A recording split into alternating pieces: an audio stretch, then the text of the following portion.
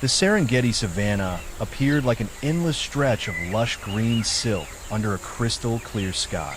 It was a scorching afternoon, but the heat was not dry. It carried the rich moisture of the earth after the first rains of the season.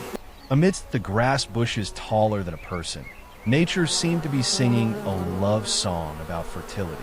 However, behind that radiant beauty, a quiet drama of survival was unfolding on the banks of a full river, where the muddy, rushing current told secrets of the heart of the earth. Right at the edge of the water, in a small hollow eroded by the waves into the reddish-brown soil, Keto lay motionless. The lion cub with the golden fur was now stained with streaks of damp mud. Keto was exhausted. The sweltering midday heat made him gasp for breath, his amber eyes gazing listlessly at the flowing water right in front of him.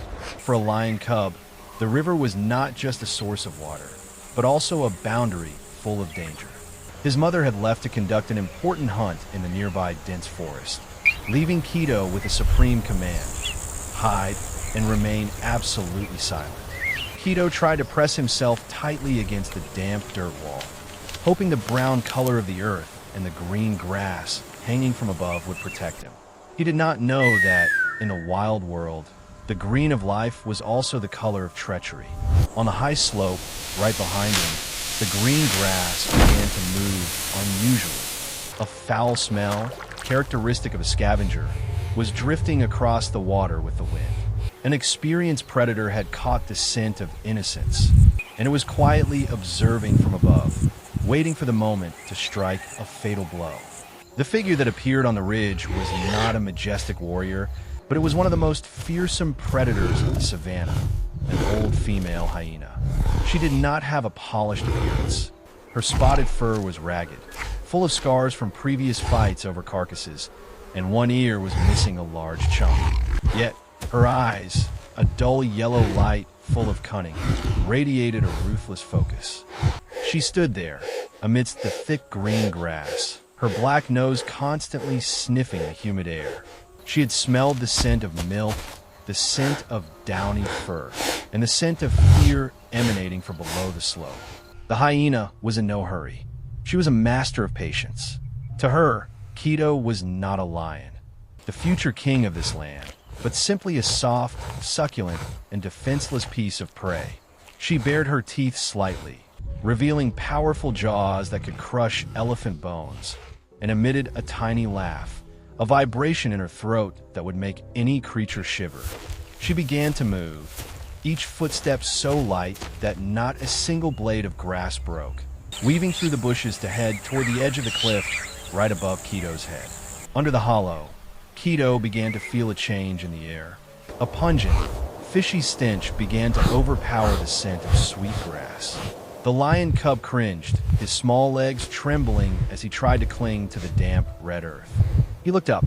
From his perspective, the shadow of the hyena stretched long down the dirt wall, covering his tiny body like a funeral shroud. Keto knew he had been discovered. Instinct urged him to run, but to his side was the rushing river full of crocodiles, and behind him was the sheer dirt wall. He was trapped between two deaths. The gaze of the hyena finally locked onto the target, seeing the round head and tiny ears of Keto shivering in the hollow. The hyena could not hide her excitement. She began to find a way down. She slid lightly down the slope, her sharp claws digging into the ground, creating deadly crunching sounds. Every centimeter the hyena moved closer was a second shorter for Keto's life.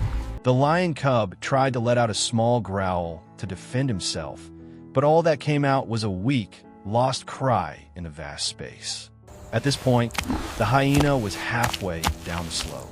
She paused for a beat, preparing for the final leap to end Keto's life. In that moment, Keto's world seemed to shrink down to just the gaping, drooling mouth of the enemy. He closed his eyes, tucked his head between his front legs, and waited for the pain to arrive. But just as death seemed imminent, another sound, deep, heavy, and carrying the power of an earthquake, suddenly rang out from the river, shaking the ground beneath them. Just as the hyena took her stance to leap for the kill, the river behind Keto changed abruptly. A giant black mass, which had been motionless like a forgotten rock in the current, began to rise. It was Nku, a huge male hippo with a massive size and a hot temper famous throughout this stretch of the river. Throughout the afternoon, Nku had been soaking in the cool water to escape the sun, leaving only his eyes and small nostrils above the surface. But the crunching of soil falling from the slope and the scratching of the hyena had disturbed the sleep of the giant. Nku was not a hero in a fairy tale. He was an extreme territorial protector. To him, the appearance of anyone, whether lion or hyena, right next to his resting place was an insult. With explosive power, Nku stood straight up. Tons of rippling muscle pushed the water, splashing everywhere, creating small waves that crashed against the bank where Keto was taking refuge. The lion cub started, drenched by the water, looking up in bewilderment at the towering creature that had risen right next to him. The hyena froze at the edge of the slope, her forelegs shaking from momentum. She looked down and realized she was no longer facing a weak lion cub, but one of the most dangerous animals in Africa. Nku snorted a powerful blast of water vapor through his nostrils, the angry huffing sound echoing like the relief valve of a giant pressure cooker. He slowly dragged his massive body onto the shore, mud clinging to his thick gray skin. Each of his footsteps sank deep into the red earth, creating tremors that made the hyena retreat in terror. The confrontation had now shifted to a completely different extreme. The female hyena hissed, trying to maintain her position, but Nku did not give her that chance. The hippo opened his huge mouth to an angle of nearly 180 degrees. It was a terrifying sight. Long, sharp tusks like ivory swords, jagged and threatening. A thunderous roar erupted from deep within Nku's throat. A low sound, carrying the power of lightning, shaking even the green grass leaves high above. Nku's message was very clear. Get out of here, immediately. Keto lay stuck between the two giants. He felt the heat from the hippo's breath and the foul stench from the hyena.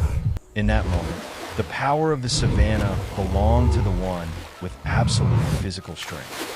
Nku the hippo stomped his feet hard on the mud, his eyes bloodshot and staring straight at the hyena, ready to crush anything in his path. His appearance was not out of compassion for the lion cub, but an assertion of the absolute sovereignty of an uncrowned king of the river. Faced with the overwhelming power and the erupting rage of Nku, the female hyena realized that this hunt had ended sooner than she planned. The survival instinct rose stronger than hunger. Hyenas are cunning opportunists. They know exactly when to attack and when to step back to preserve their lives. A hippo's bite could easily break the spine of any predator. The hyena let out a low whimper, her body shrinking, her ears pressed flat against her head. She began to retreat in a chaotic manner, her back legs tripping over tree roots on the dirt wall.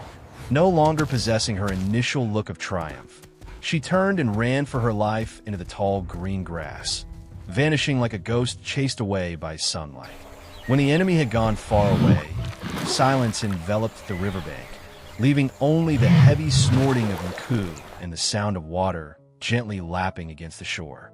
Nku stood there like a guardian deity made of stone, his giant shadow completely covering Keto's tiny body. The lion cub remained motionless, his amber eyes looking up at the giant standing right beside him. The distance between the two creatures was only a few handspans. Keto felt the heat radiating from the thick skin of the hippo and the pungent smell of mud. His heart beat wildly, not knowing if his cranky neighbor would consider him the next target. Nku lowered his massive head, so close that Keto could see the stiff hairs on his muzzle and the old scars on his gray skin. The hippo looked straight at the tiny creature trembling at his feet.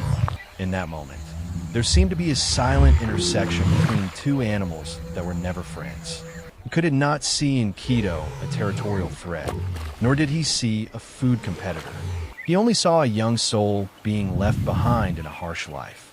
The giant snorted loudly through his nose, blowing away the dust particles clinging to Keto's fur like a final warning about not disturbing my sleep ever again. Yet, that action carried a strange sense of gentleness. Mku did not unleash another stomp or roar. He slowly turned his massive body back toward the muddy river. With slow but steady steps, he waded into the water, bit by bit letting his body sink deep into the cool current until only his eyes and ears remained above. Keto lay in the shade that Mku had just left behind, a shadow that seemed to still hold warmth and protection. The lion cub began to relax his muscles, his breathing gradually becoming more regular. He realized that he had just escaped the clutches of death thanks to a creature his mother had taught him to stay away from.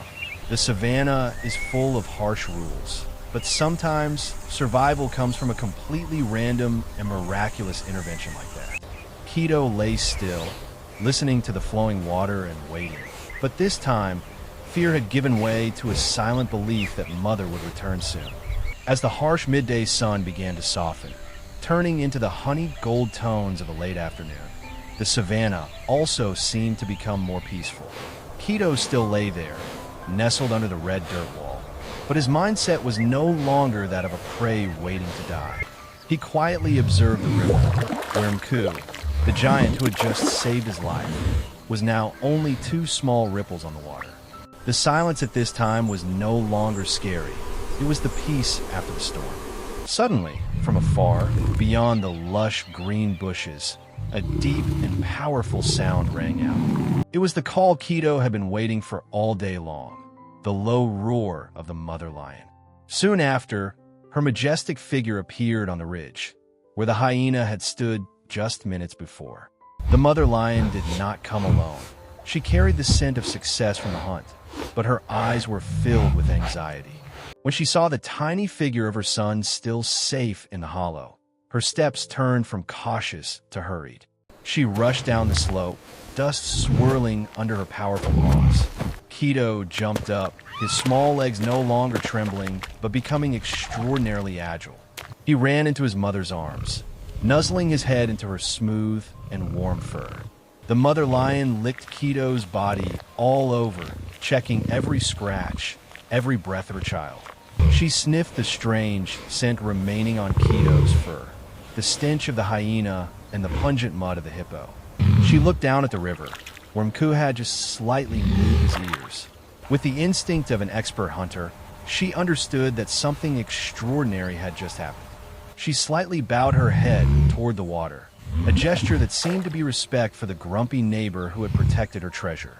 The two of them stood together under the evening light, a beautiful image of maternal love and survival. For Keto, the lesson today was greater than any hunting skill he would learn later.